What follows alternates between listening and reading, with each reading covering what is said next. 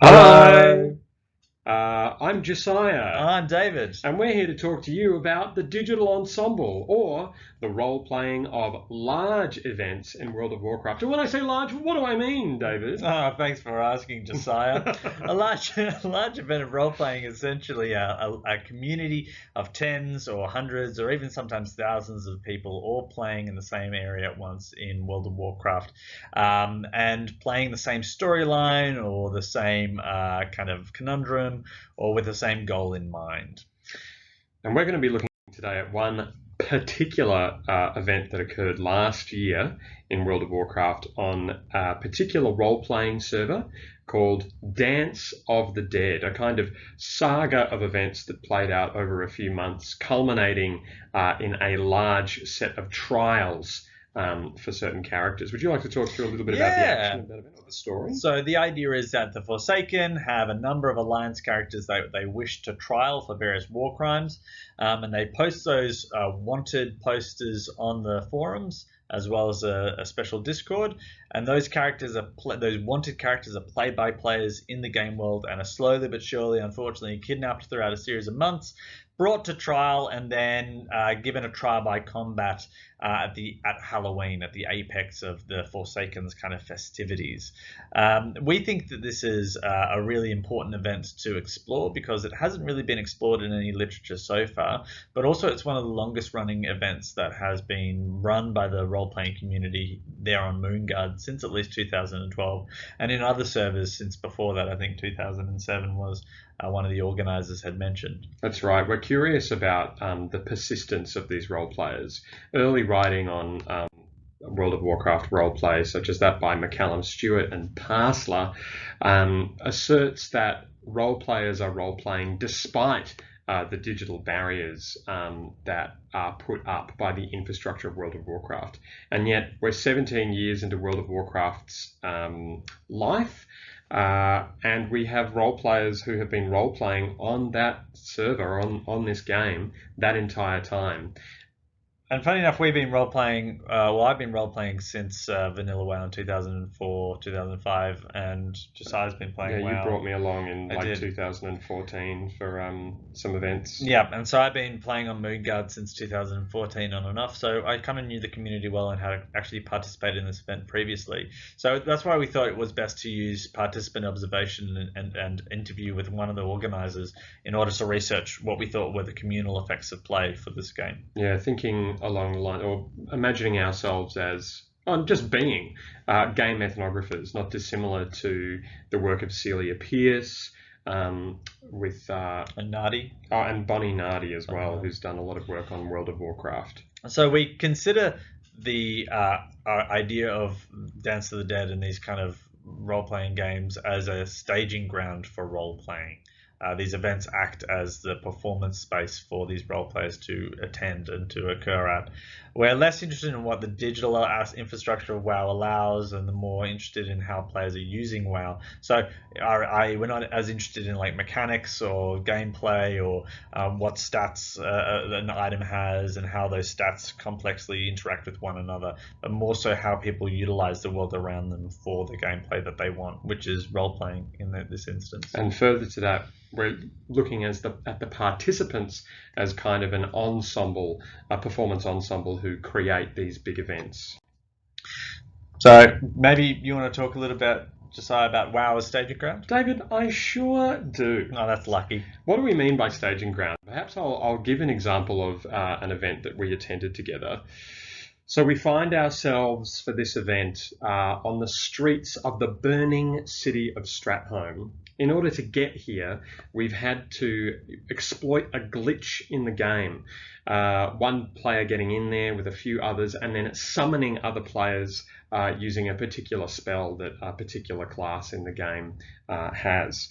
The reason we're holding, or this event is being held in this place, is because it's hard to access those in the know and those who want to be there will make their way there. But it means it's an event that will not be interrupted by griefers or people who want to disrupt the role play. And there's a weird situation that occurs before you enter into these kind of sacred spaces. Is there's actually a vetting process as well. People are invited into raid groups so that not any Joe Blow can kind of arrive at any time and kind of interrupt.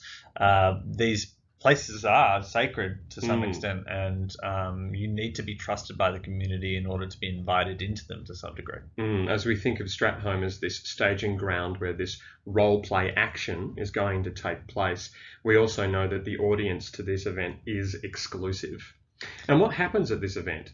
Well, avatars are here, or the characters that people are playing are adorned in their best, most characterful clothes. They're riding their best, most characterful mounts, and I find out later. And we're listening into the production of this event on Discord as we're watching the action play out. We were invited by one of the organisers to join several Discord servers. Each Discord server kind of arranged itself into minor communities, and we were able to get the behind-the-scenes organizer Discord and sit in there and listen as best we could. Yeah, at one particular moment, as an example of this production, we watched as a procession of Horde members walked into a square in Stratholme in perfect formation, and then at the gesture of one avatar or one player in the center, every other Horde member kneeled. Every one of those characters controlled by a player sitting in their office or their living room, in their home, somewhere around the world, all typing /kneel to have their characters kneel at the same time. But as we're watching this play out on the staging ground, we're listening to organisers of the event arrange this action. All right, everyone, we're going to walk in now, and on the count of 3, let's all kneel. We find out later that there's other elements of the production that have been pre-prepared. The text that's delivered by some of the key players or the key characters in this event we find out later has been pre-written, and that they're copying and pasting this text into the game chat. And we also see delineation forming there between the audience and the performer. Those performers that can drive the narrative action, and those role-playing audiences who, though they're in character, all they can do is deliver commentary on the action taking place. They can't affect it. So we use the term a choreographed production fairly specifically here in regards to there's a script being played out, but not necessarily the entire script is set in stone. And there are moments of opportunity for players to interact and intercede. One of the moments that we thought was most interesting was an unexpected death. As we mentioned earlier, although many of the elements of choreography are tightly scripted, there are moments where audiences are allowed to intercede, and the canvas of improvisatory worlds kind of provide unexpected outcomes for both organisers as well as players. And this was a moment where the organisers did something unexpected happened that the organisers didn't really know. So we have here a character who is the leader of an antagonistic guild of Scarlet Crusaders, and next to him is a character who is literally ripping out his heart. And previously, the organisers had said that the Scarlet Crusade leader would be able to be let go, to be able to be freed, but the Orc player killed him before they told that player what was going to happen. Instead of rejecting the action, the Scarlet Crusade player accepted his death and they moved on. And indeed, one of the quotes of that event was, "Wait, did he just die?" Because the organisers really didn't know, hadn't expected this moment, and the improvisation of yes and or no but was accepted in that script. So the audiences are able to change the outcomes of these events, but at specific moments in time, and there's a lot of training that goes into that. So what next, and where do we go from here? Look, we're interested about the the stages, the backstage, front stage, and potentially all the aspects of the minutiae of those stages as well. Thinking there again about WoW as the staging ground versus Discord organising production management as the backstage. And we're really interested about how these long-term practices of role-playing and player develops, especially in a game like World of Warcraft, where it's taken 17 years to get to the point where we're at to today. Thinking about the persistence of these players who are role-playing, as McCallum and Parsler say, despite the digital barriers that the game presents. That's it. And these kind of games provide are not just complex systems, but these are communities of complex individuals finding themselves in and finding uses for complex systems such as WoW's Azeroth. WoW becomes one tool in a multitude of tools used to support this roleplay. That's it. So thank you so much for listening to our speech or our talk. We're really excited for your questions. We're quite early in this research, and we know that it's only going to grow from here. So thanks so much for paying attention.